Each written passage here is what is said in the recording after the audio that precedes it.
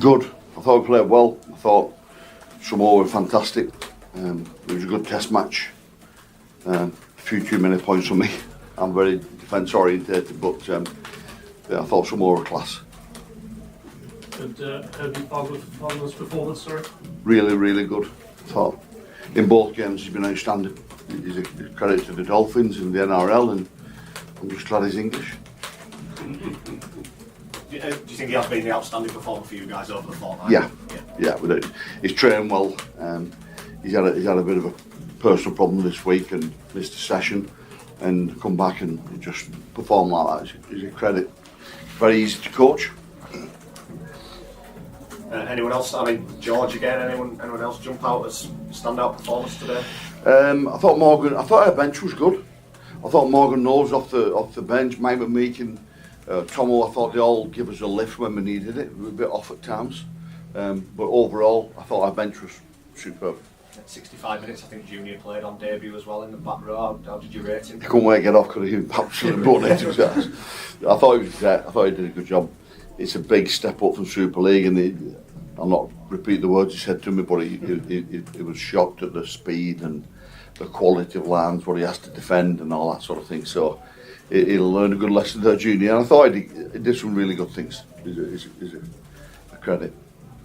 Shaun, they were obviously disappointed to get a player Simbin, but the good thing about it from your point of view was that you scored 2 tries while their player was off the field, and you really punished them for that, and that must please you because when you've got an advantage you press it.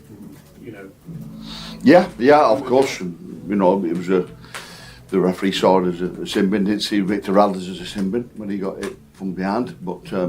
And we took advantage, and that's what you get when you've got George and Harry and Darryl Clark and good span players, and I thought they did really well in staying focused and making sure we attacked certain areas when he was off.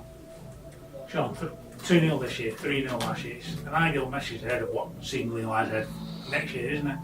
Yeah, I hope it is. Yeah, I was really happy with last year's win against Tongan. You see what they did this morning, to beat them 3-0, quality team. I thought we did well, and doing this, winning 2-0, I thought was an absolute credit to our players and our staff and how hard they've worked.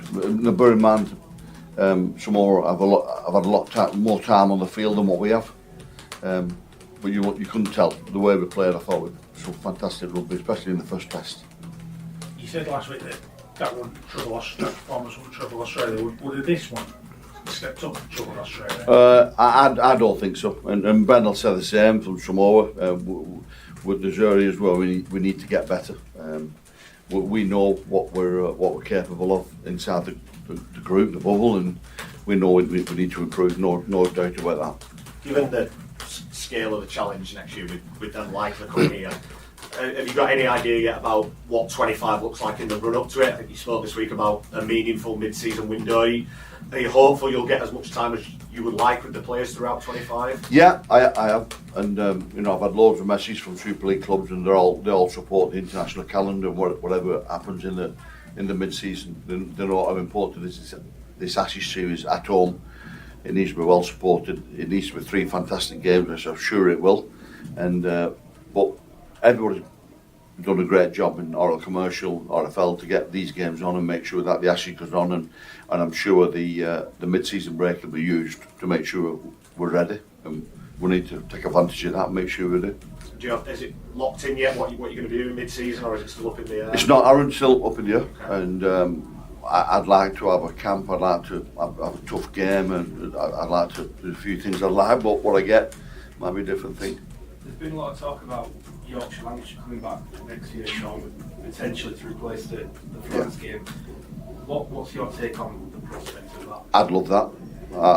I've played in a few Lancashire Yorkshire games, and it would be great if I could sit back and watch Lancashire Yorkshire, and there's a lot at stake, and they're ripping into each other, and Breeze is one coach and Andy Lass is the other, and international trial would be fantastic, and I'm sure it will happen in the next few years. Do you think that would be more productive than playing France? Yeah, I do.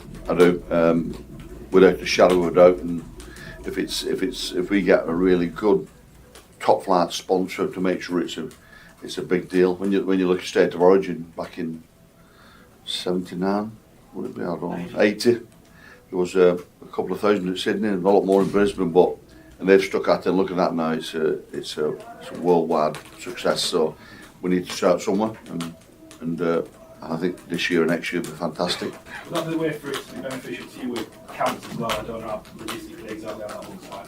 Chelsea sort of dropping. Yeah, well, we've got time with them, Matt. We've got that mid-season break, so we'll be doing something, as in whether it's here or abroad, doing something and playing France. We'll be getting together, but we're going to have to be smart with how we spend our time with the players, and the players are up for it. They're talking about nothing else other than Australia in there, and they're excited by it. So I'm pleased that I can finally coach against Australia.